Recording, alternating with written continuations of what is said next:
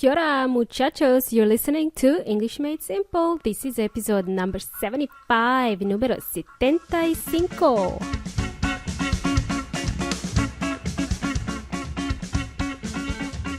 Hello, amigos. Welcome to today's short and sweet episode, where we will learn some English expressions and hopefully expand your English vocabulary.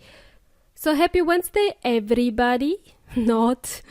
How about we close our eyes and pretend it's Friday, huh? How about that? Nah, ain't working. Still Wednesday, damn it. My name is Milena from EnglishMadeSimple.net, EnglishMadeSimple.net. And kia ora is actually a greeting in Maori. It means hello in Maori. For those of you who live in New Zealand, who are from New Zealand, you will have heard of this expression before. It's a greeting actually in Maori. It means hello, okay? Cool, let's carry on. So amigos, in today's show, I would like us to learn some expressions with the words we learned in the last episode. The words were lend and borrow. Actually, there are more expressions with lend than there are with borrow. Well, as far as I know anyway. Are we ready, amigos? For this episode, I want you to lend me your ears. Lend me your ears and listen carefully to what I am about to say. Your first expression for today is to lend an ear to someone or something. It's a figure of speech. A metaphor, if you like, which means I want your full attention. I want you to listen carefully to what I'm saying. I want your ears to only listen to me blabbing, nothing else. Blabbing, just, talking nonsense. In Spanish, ears are orejas. We use ears for hearing and listening. I think the equivalent expression in Spanish is oreja, pestaña y ceja, to lend an ear to someone.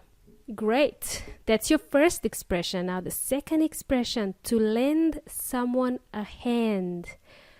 Now this is what I hear a lot of people say, a lot of native speakers use as well. To lend someone a hand means to be helpful. You can say, can you give me a hand? You can say, can you give me a hand? Or you can say, can you lend me a hand? Can you lend Carlos a hand with those boxes? In other words, can you help Carlos with those boxes? To lend a hand. I recommend you use this one as often as possible. It will make you sound more fluent. Imagine you are crossing a street and there is an old lady struggling with her bags, You can say to her, excuse me, ma'am, let me give you a hand. Let me help you. Yeah, that's when we can use let me give you a hand. Let me help you. You can use it with your friends as well. If your friends are moving houses, you can say, let me help you. Let me give you a hand. Let me lend you a hand. To lend a hand is to be of assistance, to be helpful. So another way to say it is to lend a helping hand. I hear this often as well. It also means to be helpful, to lend a helping hand. My husband is always willing to lend a helping hand around the house, but only after I nag him to clean it and wash the dishes. Right. I really want you to practice these expressions with lend, the ones you hear in this episode. I have heard them before from native speakers. I also use them myself, and these expressions will come in pretty handy. To come in handy is to be convenient or practical. It's also a good expression to learn. The next expression using the word borrow, I know a couple of expressions with borrow.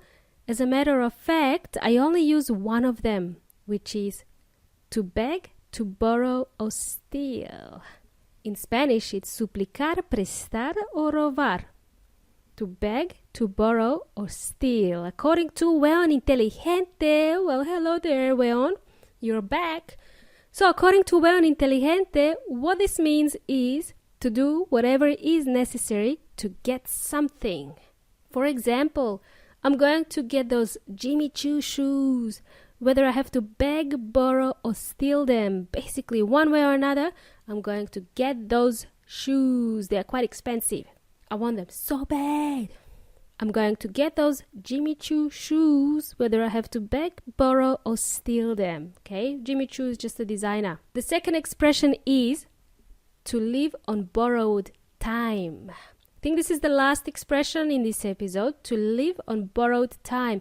I hear this one often in movies, but it's a bit dark. To live on borrowed time means when someone or something is on borrowed time, it means that they're not likely to be alive or active for much longer. It's often used with living on borrowed time, which means the person is not expected to live much longer. It's a bit sad, a bit dark.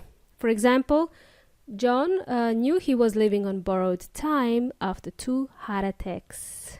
A bit of a dark and sad example, but we're about to finish this episode, guys. Thank you for joining me in today's episode. I hope you learned something new as always. That's it for now, folks. Thank you for lending me your ears. Hope you enjoyed today's episode. I shall see you next time. Toodaloo-doo, kangaroo.